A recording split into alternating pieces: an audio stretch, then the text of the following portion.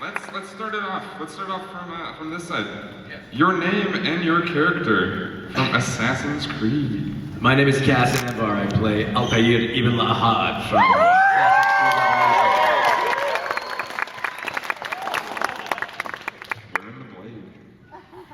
Hi, I'm Goldfarb, and I play Aveline de Grand Prix in Assassin's Creed 3 Liberation and Black Flag, and I play Christina Vespucci in Assassin's Creed 2. Hi, I'm Roger Craig Smith, and I play Ezio Auditore de Friends. What was the other game you played? Ezio. Oh. Ruggiero Ferraro. I'm Elias Toufexis. I play a bunch of little characters. I play Federico. Noah Watts. I play Redonan Gedon or Connor Kenway.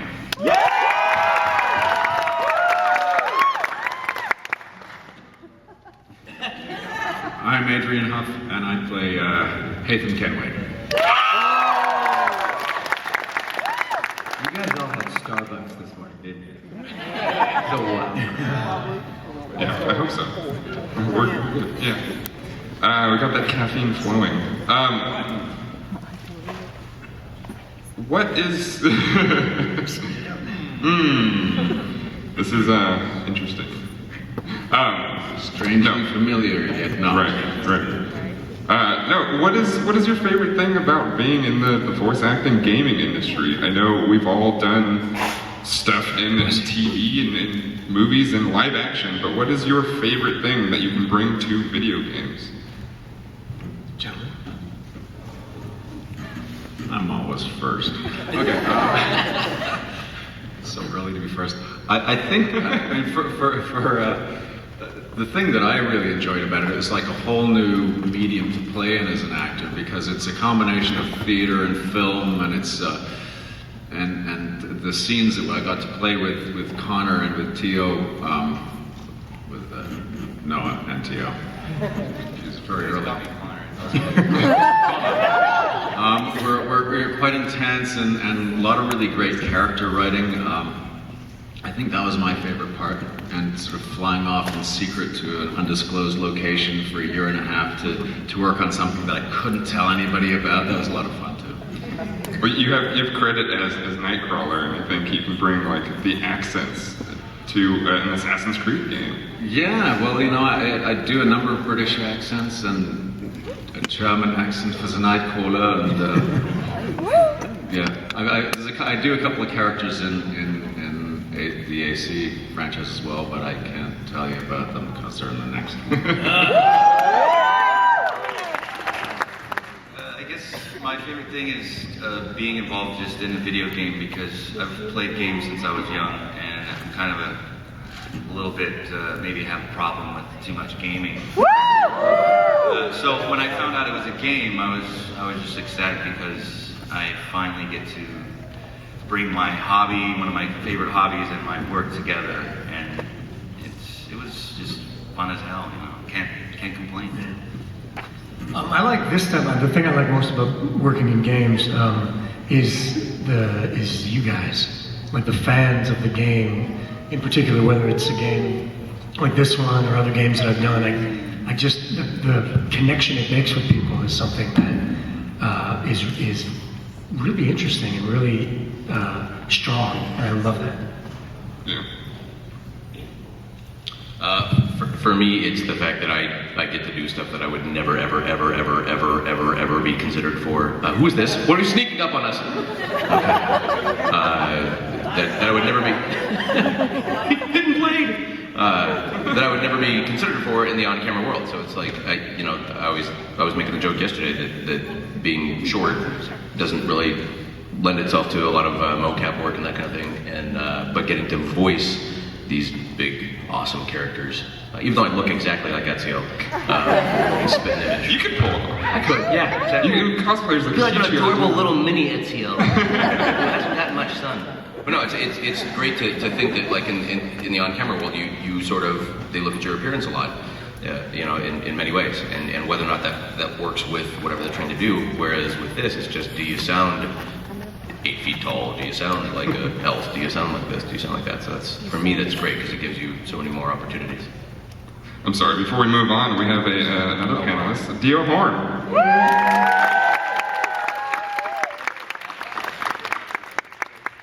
Where have you been?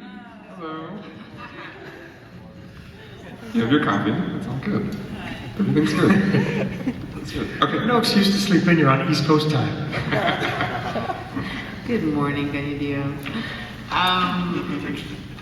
So I think that for me, one of the things, I mean, you guys all mentioned really good things that I relate to, but I think for me it's that I can play so many different characters in one game and in one franchise. Like, you shoot a film, you play one character in the film. You shoot a series, you play one character. Sometimes, if it's a long-running show, they'll bring you back for something else. But I mean, I'll go in a given day and play 5 different characters in one day, including men and women of different ages and sizes, and it's so much fun. So. Well, and for both of you, you get to bring characters in that don't exactly match your appearance, and it's a whole new transition, a whole new job, really. Oh, I'm sorry. He is his character.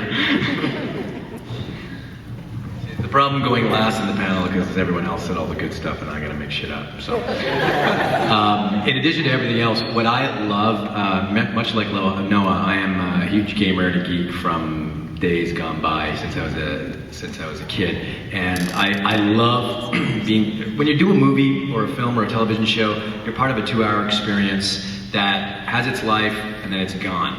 And it can be an Oscar-winning movie, but it has its life and it's gone. When you're part of a game, how many of you guys have played games that came out 3, 4, 5, 6 years ago and you still play them? Oh, yeah! So, being an actor in a video game, I meet people yesterday that say, I just went and played all of the Assassin's Creed games again, I got to Revelations, I love that scene, blah, blah. How many people say, oh, I just went back and watched Amadeus or The Terminal or whatever movie that won an Oscar? They don't do that. Video games, they don't die. And in a different way, we affect you guys, because we're in your ears hours and hours and hours and months and weeks, and depending how good you are, maybe years before you beat the game. And by the time you actually get to meet us, it's like we're like best friends, and because we've been inside your head for so long. I love that. I'm a little bit weird. I like being so Cass Anvar. Yes. When you're mentioning Oscar-winning movies, you mean like Argo? Oh, Argo would be good. Like That'd be a good example. Yeah, maybe off the top of your head. Yeah, that's a good one. Thanks. And to that, I can say that I put about 80 to 100 hours in the first Assassin's Creed because I just wanted everything to be perfect. And whenever I messed up, You want I to have go sink at back. 100%. Yes, I wanted my 100%. Get all those damn feathers. Every single one. Yes. I hear you. So that doesn't happen in a TV show. So that's what I love, since I can't say any of the other cool stuff you can say. I think I can watch Argo a couple dozen. I've actually been watching Argo for months now because I love you in my head. Amber, would you mind moving? Check, please. Dio, do you have something to add that we, something that you'd like to bring to video games from the outside in? Anything that you've taken from another skill or work or job into video games that's maybe a little useful? I forgot. What? Do I get the harder questions? If I ask a question, I forget it immediately. Well, when I came in here, I heard a few people's answers. But one thing that I thought was cool was because, like, I play a Mohawk, because I am Mohawk, but I'm half. My father is non-native and my mother is Mohawk. And I would never, like, what I thought was really cool was, like, I would never get to speak my own language and play somebody who, be somebody who is like a Mohawk woman of the 1700s, you know, like I got to play this amazing role, but they darkened my skin and they darkened my eyes and everything, and so Why am I even answering your question? You can do it. Like I'm still waking up. Yeah. Well, can you say your full first name for me? My full name is Kaniehtiio. And can you say your character's name for me? Kaniehtiio. And Okay, wait, do you guys want to know why they named it that? Okay, so when I was working, and when I was reading the script, they had originally written her name to be Warizoze, which means Elizabeth in my language. It was like, I mean, Elizabeth's a cool name, but it's like kind of boring, because like we have like really, really cool names. Like my niece's name is Kaniehtiio, which means she brings the sky out of the water. Kaniehtiio is she pushes the mountain aside. Like there's some like really cool names, you know? And so I was like, I told the director, I was like, what is this? Is like kind of like boring, you know? And he's like, well, what does it mean? I'm like, Elizabeth. He's like, well, what's another name? I was like, well, I don't know, there's Kaniehtiio, and that means beautiful flower. And he's like, yeah, that's pretty cool. And then he's like, what's your name? I'm like, Kaniehtiio. He's like, what's that mean? I was like, nice snow, beautiful snow. So he was like, well, let's do that. Let's do one take. We did one take with Kaniehtiio, and that's why, let me tell you something, that's why in one take, I'm like, that's why everybody calls me Zio, because I say, my name is Zio, and we did one take with Kaniehtiio, and then we did another take with Kaniehtiio. So they wrote on the screen like my name is Kaniehtiio, but they wrote, but you hear me say Zio, and that's why everybody calls me Zio from the for the game. So they kind of like Ubisoft sort of screwed that one up. But they ended up keeping my name, which I thought was like pretty cool. And then I thought it was like kind of fitting because like you do first see me in the snow and stuff. And then we get to do that scene where I can't say your name. Yeah, exactly. And that's like a part of my life, you know, describing my name to somebody. Yeah, I don't know. No, very good, very good. And on top of that, Ubisoft is very well known for bringing things in that most video game companies just won't, like cultural, and taking the research and time to talk to you about your game, and then taking women and making them actual characters for once in video game history. I mean, it's ridiculous. Let's open it up to the audience. What do you say? We have a microphone right over here. We have people lined up. First up, tell me your name and what is your question? Is the mic on? I don't think the mic's on. Yes, we should, because you probably can't see. No mic.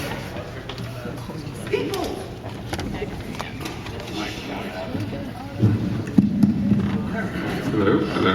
Hello? I can hear you. My name is Eric, and my question is, out of all the assassins, who would survive in a battle royale? Battle Royale. I think they all kill each other at once, right? I think the one with the blade.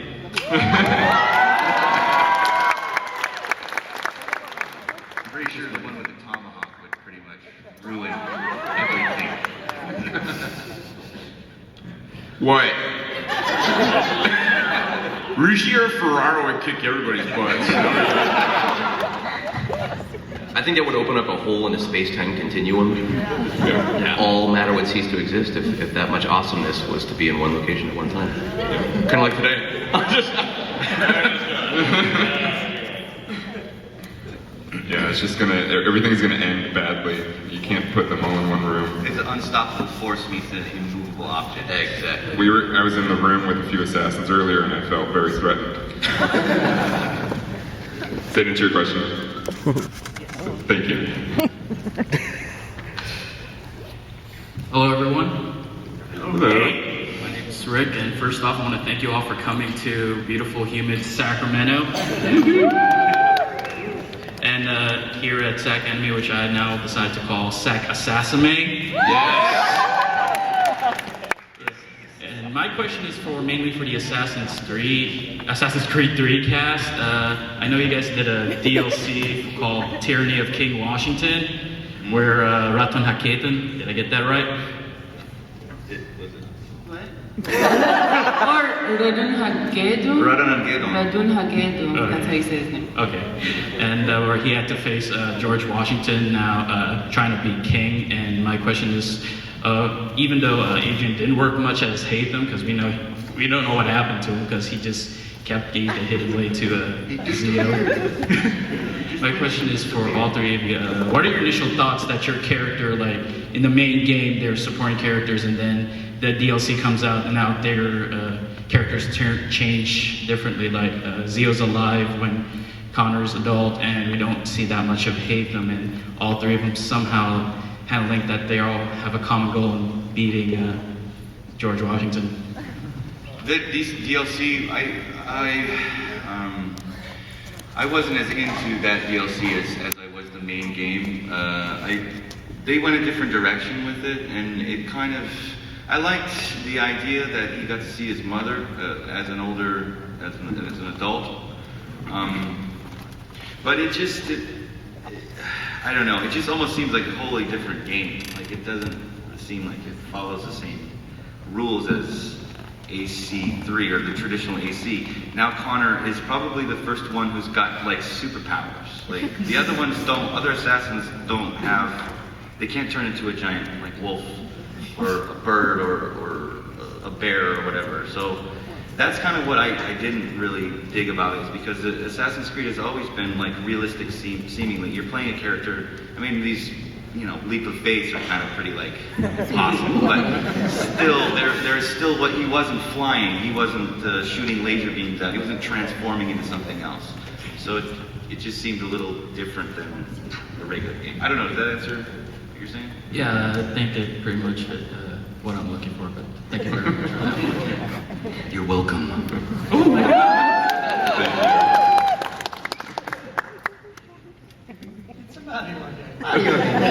Sorry. Good morning, ladies and gentlemen of Assassin's Creed. I actually have just a technical question about kind of voice acting or acting in general.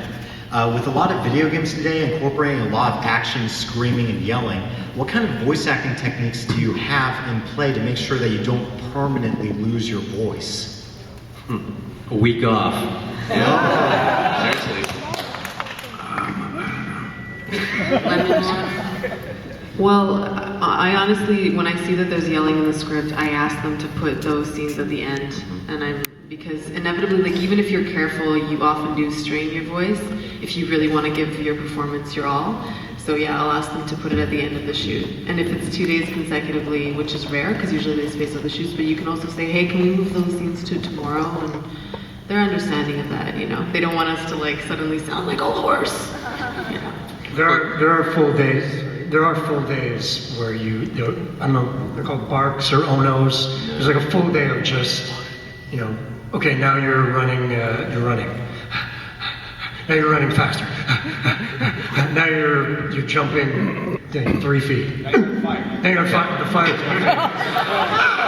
My favorite story about that for me is when the first time I had done a game, they said to me, okay, you're falling, you get kicked and you fall off this little, like a balcony.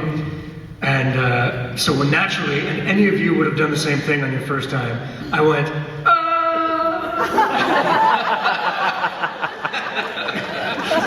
And they're like, you don't have to lower your voice and assume the distance of the fall. We'll just lower it when we feel like you've hit the bottom. I appreciate that you understand the Tumblr, but... And now because of Elias, every time I go in and have to do that, they're like, you don't need to fade your voice out. We'll do that for you. Yeah, thanks, Elias. I've ruined it for everybody. Also drinking, if you're really interested, I drink aloe juice. That's a really good one. Yeah. Afterwards. Aloe juice. Coats the throat. It makes you feel better. Whiskey and cigarettes. It's for breakfast. I find don't smoke them, eat them.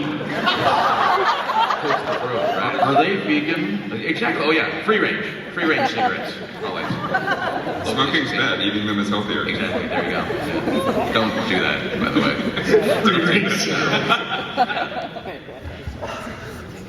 All right, well, thank you all. Sorry. Thank you, guys. Thank you, Mario. Free-range cigarette. Hi, I was here last night in a different costume. My question is, if your character had been on the opposite side of the coin, i.e. if the assassins were Templars, the Templars were assassins, how differently do you think things would have played out? That is a loaded question. There's a lot of power in the assassins. There's a lot of brains in the assassins. I think the world would have been dominated by evil. We're pretty good. Like between Noah, Ezio, Altair, Aveline, and all those guys, there's a lot of strength. I don't know. That's a dangerous question. There would have been a lot more order, purpose, and direction.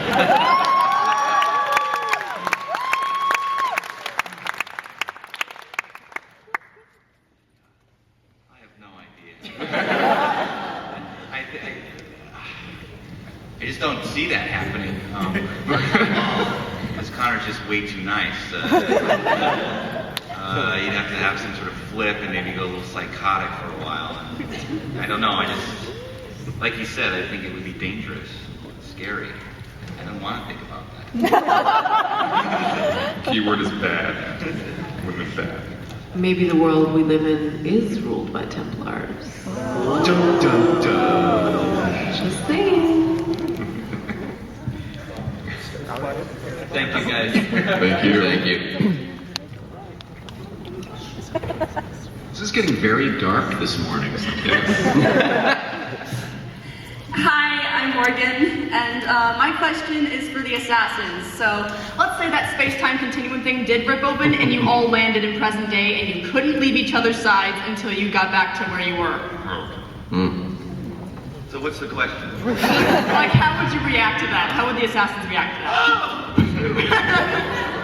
Right on. Where is the Starbucks?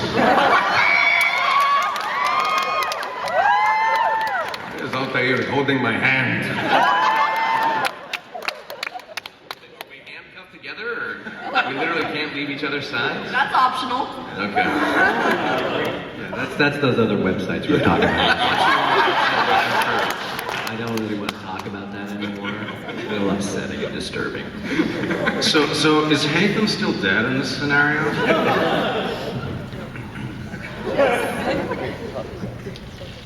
Probably. It's optional. It could be. Like, his ghost could be following around Connor, like, hey. Connor keeps hogging on the blankets at night.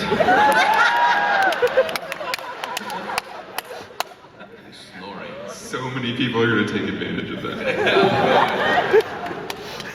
Tumblr exploded. Set your Google alerts. Everybody, okay. Does that answer your question? Yes, thank you. Did it really? Hello again. I'm still Cody. And my question is for Adrian. And I have a friend on Tumblr who... she's a Mongolian tiger, otherwise known as Avis. Oh, yes? And I was wondering if you could do a little shout out for her, and maybe at the end say, Ezio touched my butt, and I felt good. I don't know if I'll say that. Her name is Avis? Yeah. Hello, Avis. How are you? Thank you for all your Tumblr posts. Alright, thank you.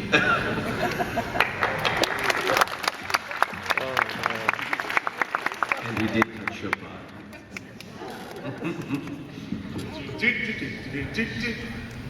Hello, my name is Tim Peterson, and my question is, what is the hardest point of being a voice actor? Hardest point? It's a vague question. So what is the hardest job you've done, my friends? Like, maybe what is the most challenging? Like, challenging, most hard, whatever. I did a commercial for the government of Canada like 3 or 4 days ago, and it was so hard. Oh my god.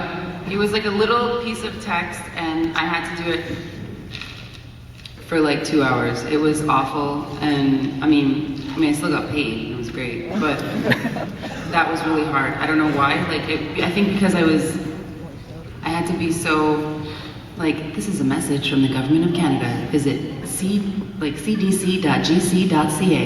You know, that, and it's just weird being like, I'm not a character, you know, but I have to be like really friendly sounding and inviting and like, come and spend all your money here at the Canada Savings Bonds. So that was really hard for me to do a commercial. That was only my second commercial. My other commercial that I did like a few months ago was for Health Canada. Yeah, I don't know why, I just found that so difficult. I don't know. Yeah, commercials are hard. I didn't really like how when you get into a voice session, it's different than acting. They really nitpick almost every single word that you do a lot. They come through and they go, can you bring up the inflection there? Can you bring it down here? Maybe can you do this a little bit? And then they start giving you line readings, which that's kind of like, I don't like to hear you say it. I want to come up with my own thing and I want to copy you. And when you're doing a scene like acting on stage or in film, not so much attention is paid to all the details of your voice, and so you start getting into this thing where you really start second guessing yourself in a way. You start over analyzing all of the dialogue and how it comes out, and that's not good if you start thinking about that stuff when you're trying to feel emotions. So I guess that would be the hardest thing for me.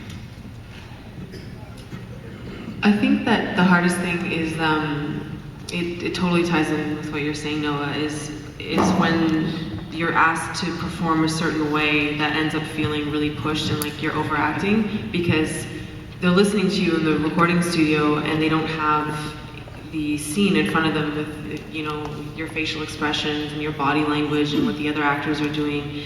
And so sometimes it ends up being really kind of schmacky, like we say, like really forced and over the top, because you're compensating for all these elements that they're not seeing, right? But then you add in the other elements. Like I've had to go back and re-record lines, and they're like, yeah, that was too big, and that was too big, and that was too big. And when I was recording them, I felt they were too big, but the voice director was like, no, more, like darker, darker, darker. And then I heard them and I sounded like a psychopath. Yeah. You're dealing with something that nobody can see at the moment, so you have to bring that to life yourself. So. Exactly. Do you guys find that sometimes, because very often on voice work you do things out of order, so you don't really know exactly what is happening in the scene, and that you rely on the directors and the writers to tell you what's going on. But like I know, for example, on Deus Ex I was doing the ending first, and then I remember watching some of it later and going, I have to re-record this because it doesn't make sense now that I've been given all this information. I mean, they let me re-record it, but it cost them all this money. They should have just done it in order. I don't know what you guys think here. I agree, man. I think that's totally right. And I mean, you also need somebody to work off of. And a lot of times when you're working on voices, it's just you in the booth. And if you're trying to do a scene, it really helps me as an actor to feed off the other person in the scene. And my reactions and what I say and how I say it is based upon how they react. So in my mind, I'm doing the voice, I have to imagine what he's saying or she's saying and how she did it, even though I haven't heard it yet. And that to me is kind of out of order type of thing. You know, it's like, I can't. I don't know if I'm the only one, but normally, and maybe it's just because I'm a pain in the ass, but they don't normally give us the whole script. All I get is my sides. So you can imagine my surprise when I'm playing Assassin's Creed Revelations, and we only get the part that we're speaking in. So those of you who've played Assassin's Creed Revelation, you know, like when you get to the very end, there's a whole sequence that happens for Altair. That was a little surprise for me. So you don't actually know where you fit in the story, what's going on around you. You only know your scenes. That is a little bit challenging sometimes because I didn't know any of the Ezio story in Revelations at all. And we just kind of had to work through that. The other thing that I find that's difficult for me, just because I have played so many games, as a gamer, that gets into my head when I'm doing voices, because you can't do voices exactly the same as you would for TV or film or cartoons or whatever, because when you're playing a video game, you hear the same line of dialogue, especially for first-person shooters or StarCraft type games, a million times. And if you put too much emphasis into the word, if you make it too unique, oh yeah, here we go! It starts to drive a nail in your head. So you kind of got to find a neutral sound to what you're doing. And so when we were doing Halo, and I got to play Lieutenant Dalton, I was totally like turned on to StarCraft at that time. So I was all about like, 5x5, driving those kind of like quizzes. The director kept trying to tell me, okay, we're not doing StarCraft. Tone it down, make it real. So I was kind of a little bit impeded by my knowledge of gaming because I was kind of turned on by it. Frustration I sometimes deal with is very clearly when a writer hasn't even said the line that they're asking you to then say out loud. You can tell that they haven't really kind of thought about how this might sound audibly as opposed to just in the written form, and trying to deliver some of those lines seriously and take it seriously. There was a very early game that I did where I was playing a pilot. I was the playable pilot character. So you call for backup and do all these things because these enemy planes are shooting at you. And the line was, "Somebody get this guy off my rear. I can't take this pounding much longer." And I looked at the director and gave him like, "For reals?" And he's like, "Yes." I'm like, "Okay, here it goes." And I'm like, "How do you?" Yeah, it's like, have you, and then all of a sudden they went, "Oh, that sounds weird. That sounded a little odd." Read it out loud. I wrote that. For me, the thing I remember the most is like years ago, probably before most of you were born, I did a show called FX, a series. I had a guest star in that. And the story was that this older actor called Len Cariou, I probably don't know who he is, but he has this really deep voice. And he talks like that. And he did a lot of stuff on Broadway and a great actor. But I played his younger brother. And the storyline was, he was tied up somewhere and they put a mask on me, and so that they had me walking around as him, but they had him walking around as me being him, if you know what I'm saying. It's a lot of, so it's me wearing a mask, but it's actually him doing all the scenes. And they put me in a studio for 8 hours to talk like this in his timing and everything, and to try it as if I was pretending to be him. And by the end of that session, I had like this much voice left. That was it. That was the hardest. And the timing, your voice to someone else doing the actions is another, especially in the gaming one, when they get what they call it Frankensteining you in, I think. Yeah. Where they have someone else do the motion capture in the scenes, like Noah was saying, it's always best to be in there yourself doing it. And sometimes they have some other actor motion capturing the scenes, and they put you in a studio, and then you have to time your voice and your performance into what they did.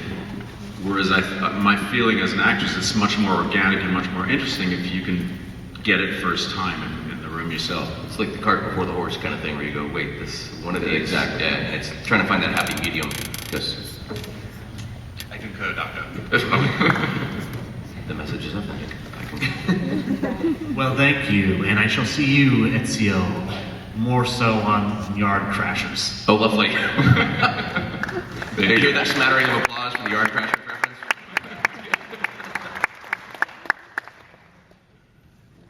Hello, my name is Caitlin. My question is for Noah and Tio. And basically, Assassin's Creed obviously has a huge presence in popular culture, and it's very rare to see Native Americans represented in video games, let alone leading roles. And mostly my question is, do you feel that, obviously it's different tribes, but do you feel that Native Americans overall were represented positively in the games, or do you think that the fantasy elements of Assassin's Creed somehow has some kind of negative influence on? I'm sorry, I didn't catch the first part of that question. First part is, do you think that the representation of Native Americans in Assassin's Creed 3 is overall positive, or do you believe that the fantasy elements of the genre somehow distorts people's images of this? I thought that the depiction of natives in this game was really great, and it's her tribe, and so I would assume she would be the biggest critic, and she says a lot of times that they did a really good job with it. Her family was involved and stuff. So I think it's really important to have a native character, go into a game that's so big, because it puts us up there in the media, and we don't really get that much time up there, So I definitely think it was a great thing. Yeah, I thought that they really paid attention to detail, and they didn't change our language when we spoke to another Mohawk person, so we had to speak the language, and my cousin was the translator. He did the translating for the whole script, and he was in there in the voice booth with everybody who was speaking the language. The costumes were amazing, the sets were amazing, like the detail in the longhouse, and just the way they really paid attention. And when people do movies or shows or like anything depict Native people in the media or in the media, you're kind of like, usually when you first hear about it, you're like, like, okay, let's see what happens, let's see how they get it wrong, basically you're waiting for somebody to get it wrong. Flute music. Yeah, exactly. But they really, they did so well on this game. It was, they would come to my reserve, which is only like 15 minutes outside of Montreal where Ubisoft is. They would come to the reserve and speak to people at the cultural center. They were like really involved with the community. A lot of people, like he was saying, my cousin played the clan mother, my other cousin was the translator, and just the fact that they did that they really went into, they took the time and the money to do that was really refreshing, and yeah, it was like you felt honored, for once, honored. It's great to hear. Thank you very much. Can we all applaud Ubisoft for doing this work to make it better?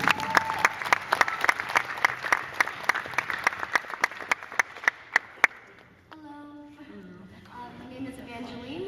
I asked this question at this panel, but I haven't heard it from everyone else, so I'm kind of asking it again.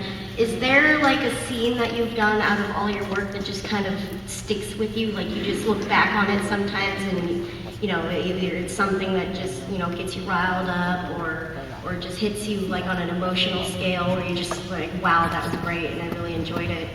Like just something you really remember. Not for me, not a movie or a television show or anything. It was a play that I did, a monologue, competitive monologue that I did in high school for national speech and debate. It's basically acting 10-minute monologues, and you compete against the people around the country.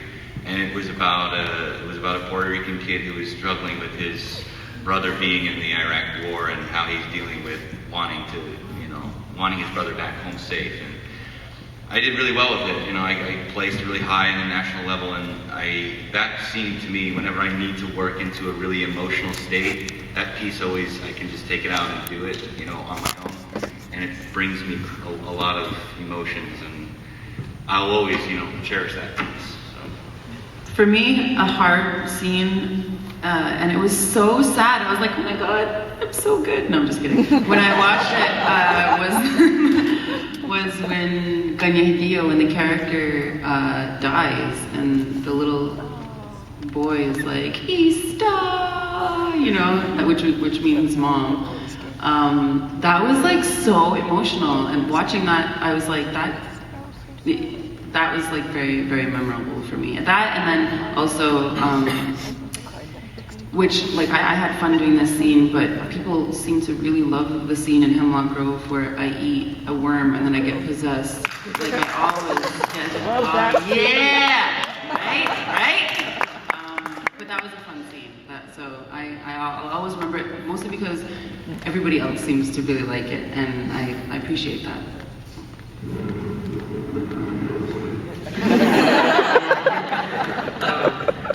I don't really, between the TV shows and the video games and the stuff that I've done, it's not so much about the actual scene work for me. It's things like, I remember I did a convention a couple of months ago, and a young man in a wheelchair, quadriplegic, came up to me and wanted an autograph, and he said that playing, I don't know how, I guess he wasn't a quadriplegic because he played the video game, but he was, he was very, very disabled.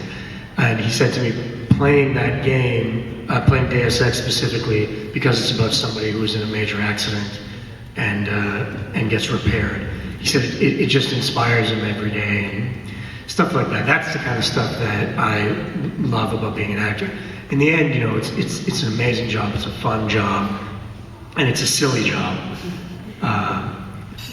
It is. It's a silly. Like I said earlier, when your biggest problem is deciding how far to yell because you're falling, it's a silly job. But when something like that happens, that's very inspiring to me, and that's the stuff I love about this.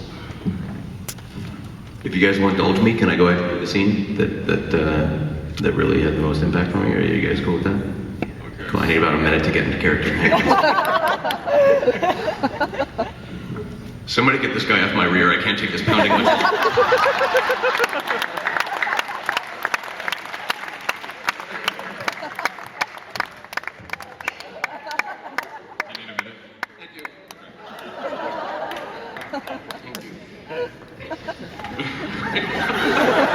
I apologize. These guys are all so amazingly talented, and I'm up here doing like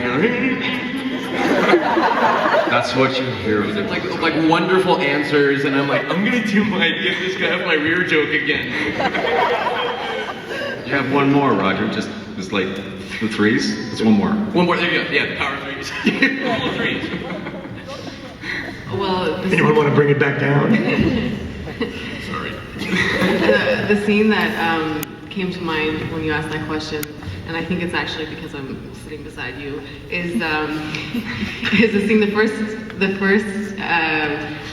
The first contract that I ever had with Ubisoft was playing Christina Vespucci, and in the recording studio, the first day they had me do they had me do the bulk of it that day, and one of the scenes was the really emotional scene where Christina goes to the masquerade ball and Ezio is pretending to be her husband and grabs her and they start kissing, and then she realizes something's off and takes off his mask and just kind of loses it. And I got really into it in the recording studio and I started to cry and everything, and they were all kind of like, whoa, shit just got real. And then when they, afterwards I asked them if I could do the motion capture for it because they were going to hire another actress to do it, and they were like, oh yeah, that's a really good idea. So they called me to the mocap studio and they played my recording and they played your recording, and I was like freaking out and screaming, and the first version of your performance you were like, Christina, it's okay. And I was like, what? I get this emotional performance and he's just like so great. And then they had you re-record it. I don't know if you remember that, but they were like, because our performances didn't match. I don't know what you're talking about. I took it very seriously.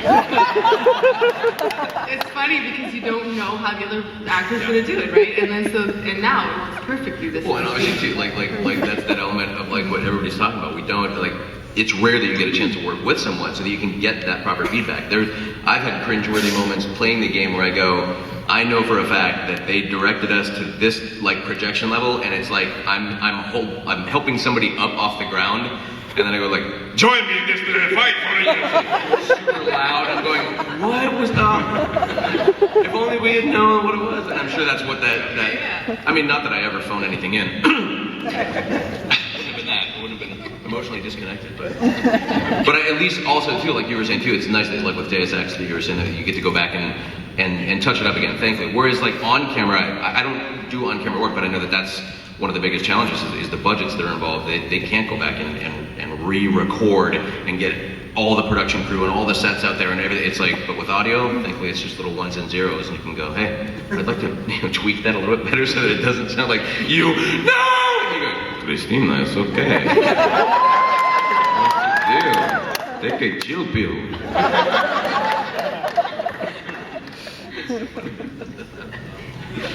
That's I'm kind of torn to say that. I, as much as the video game world is like something huge and amazing to me, my background is in Shakespeare.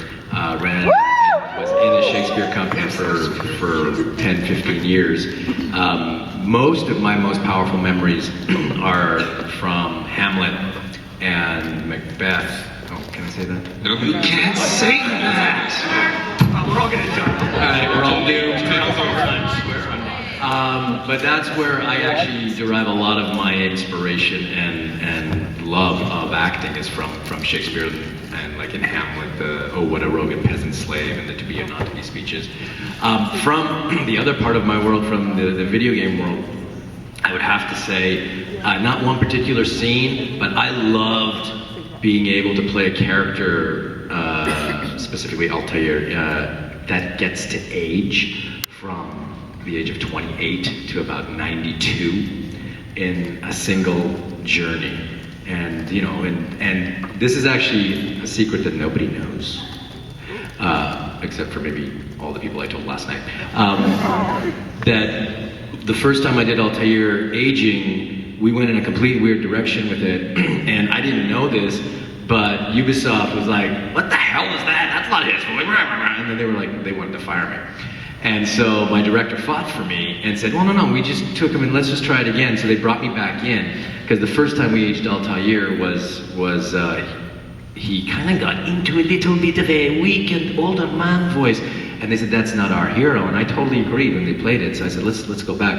And so we aged him from Altair, the hero, to a very, very aged and withered man who's kept his strength at the end. And that to me was probably one of the most fun things to get to follow his journey from the beginning. You got to do that too, right, with Ember? I played the baby version of Ezio. Oh, baby.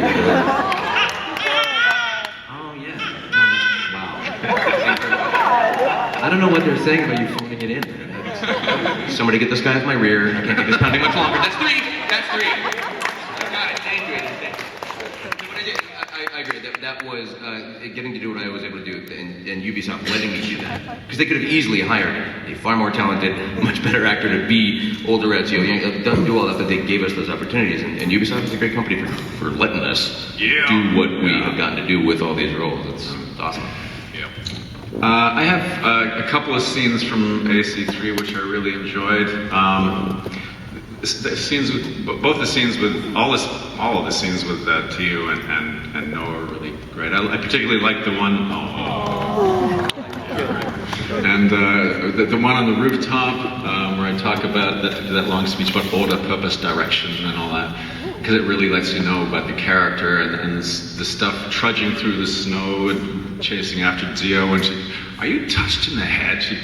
Because it was really fun to like I sort of brought all this kind of British hubris into the scene at the same time as I was struggling through the snow, which I motion captured that stuff. But you know, we were in a motion capture studio, so you know, it wasn't just that scene was like we did it live. So I have a mime background, so I'm just like.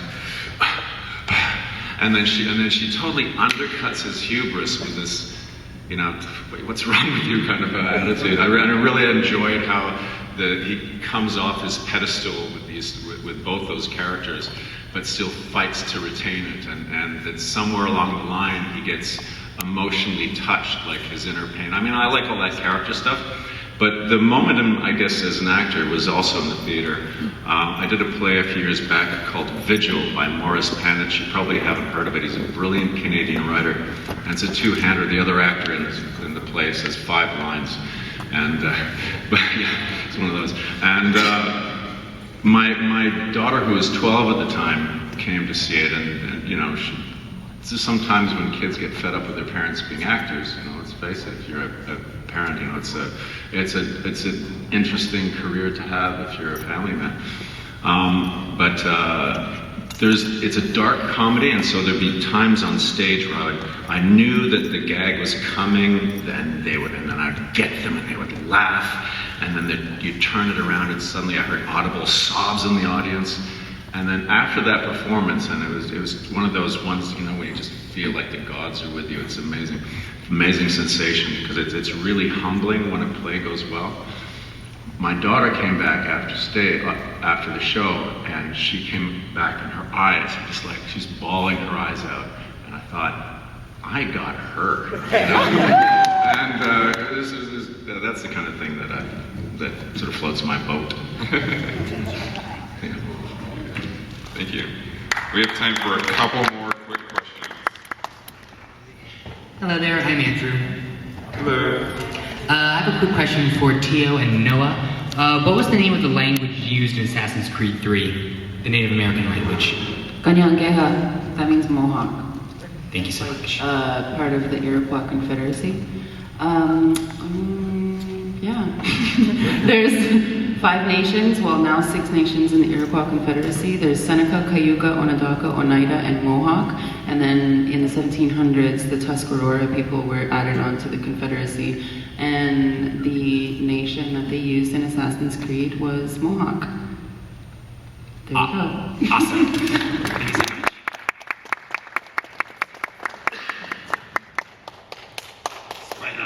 Hello, good morning, citizens. Anyways, my name's Kurt Wilson, and I have a request for Elias. I was wondering if you could say in your Adam Jensen's voice, "I never asked to be on this panel." I didn't actually, Dave, so I never asked to be on this panel. They just called me. I'm sorry. Thank you.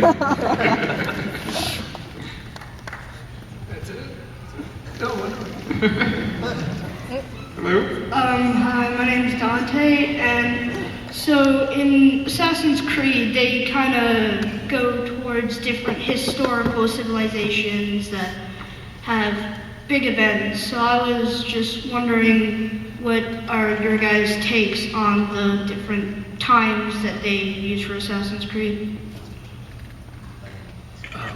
I like the Ezio stuff in Italy. I think that's a really cool place to start. They're all great. I mean, the first one was running on rooftops in Jerusalem, right? Was it Jerusalem? Constantinople. Okay. So it's just beautiful, beautiful artwork and stuff. But I prefer the American Revolution time period, not just because I'm in it, but because I like seeing stuff that's about my country's history. I thought that was really cool. They do a great job of like location scouts and all that. Not scouts, I guess, but people that are doing the research on what these things would have appeared like and how they were back then. Ubisoft, like, they're second to none with their research on their storytelling, and so that, like, all the locations they're almost as much of a character in the game as, you know, what we get to portray, because it's just it is such a huge part of every game. So it's every locale was amazing too. The French Revolution. Yeah. I went to see an exhibition on Marco Polo in Montreal about a month ago, and they had on display all the work that Ubisoft had done for AC2 in Italy, because it was so accurate that they actually used it in a museum as a display, and they had mentioned the accuracy of it, and so they were just so well researched and thorough in that. Oh, and the next one taking place at Hogwarts is awesome. We're not supposed to. That's a spoiler. I have a great experience with the research they do so good. I mean, you know, when you have young kids playing this game, sometimes, you know, you wonder whether or not it's something that the younger ones should be doing, because there's a little bit of violence in it and stuff. But I have parents coming up to me with their 8-year-old children saying how much they love the game because they went on a trip to Italy. And the son was pointing out all the historical monuments, and they're looking at him going, "How the heck do you?" And he goes, "Well, that's the Tower of Gale where Ezio and that girl got together." So it has. It's amazing what you can teach when you have people leaping off historical monuments and doing deeds in that. It's a great education. Where Katarina Sforza lifts up her skirt. Yeah, no, historically very accurate. They spend millions of dollars and years in research before they let those things go. Yeah, on another note, speaking of violence, my 10-year-old son just started playing AC3, which I don't know, it's going to get weird at some point, I'm pretty sure. But he goes to me, "It's okay, Dad, I turned off the blood." I don't know if that's a good thing or a bad thing, but yeah, the research and the incredible artistry that goes into building those, those worlds, that all exist virtually. I mean, this has happened in like your lifetime. It's incredible work. I mean, if you go to Ubisoft or any of those places, there's like, they have all these different floors that all like got security cutoffs, and you can walk through like, you know, there's hundreds of desks with computer monitors all over the place, and people are like designing tiny little details of a face or of a costume or of a world. I mean, it's just phenomenal, the amount of work that goes into it. I mean, if you look at the credits, you could look at the credits for 10 hours.